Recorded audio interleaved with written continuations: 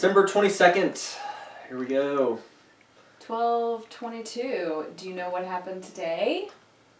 I do want to mention this real quick. Yeah. We finalized our adoption with Greta today, and we're so super happy about it. We are so crazy about her. So such a perfect little moving dog. on. She's not perfect, but she's wonderful. Yeah, she is wonderful. We really enjoy having her, and happy perfect. that she's found her forever home.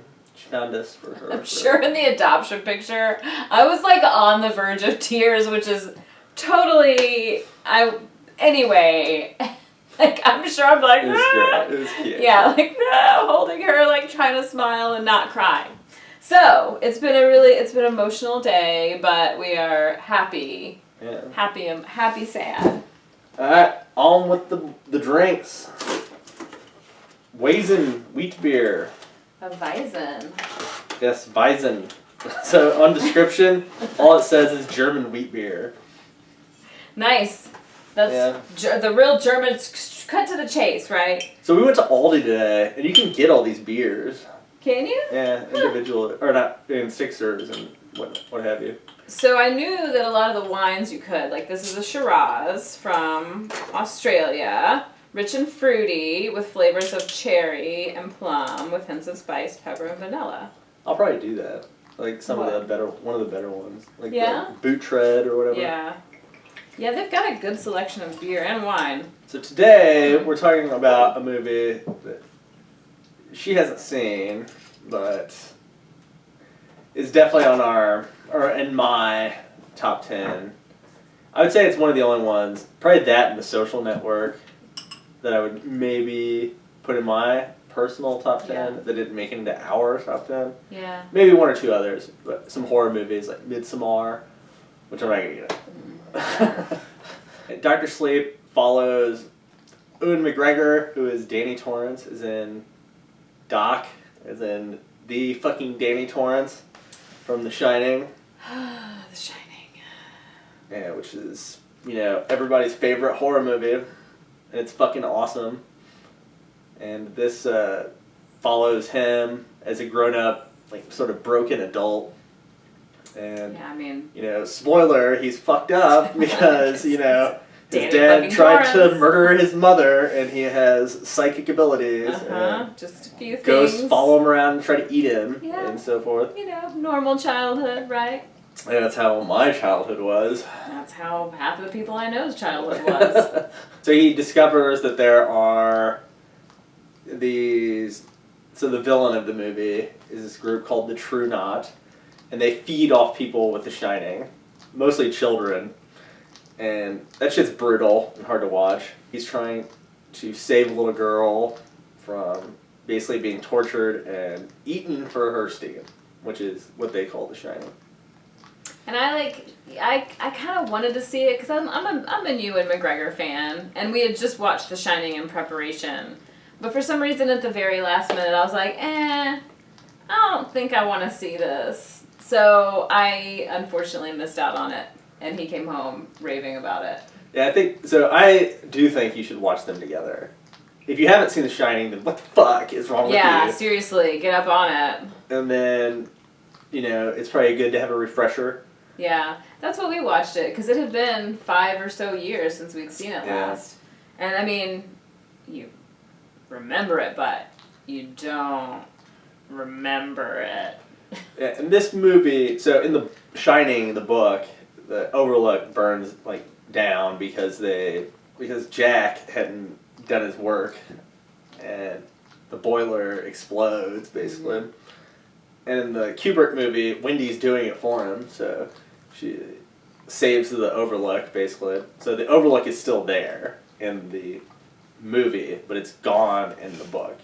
So this movie basically melds the book and the movie, and it's fucking awesome. That's interesting. Yeah, it is really crazy. I think The Shining, the movie, really didn't, obviously you just said, didn't follow the book, right? Yeah, Stephen King famously hated it. Yeah, so I think to follow, that's an interesting...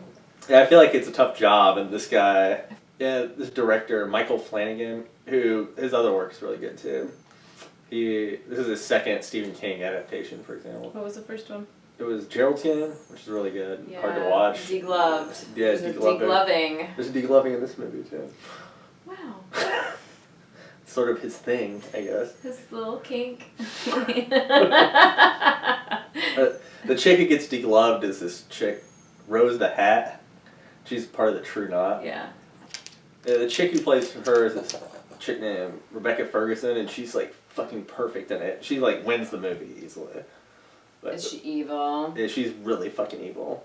She's like part of the True Knot, who is this hippie group that eats children and stuff.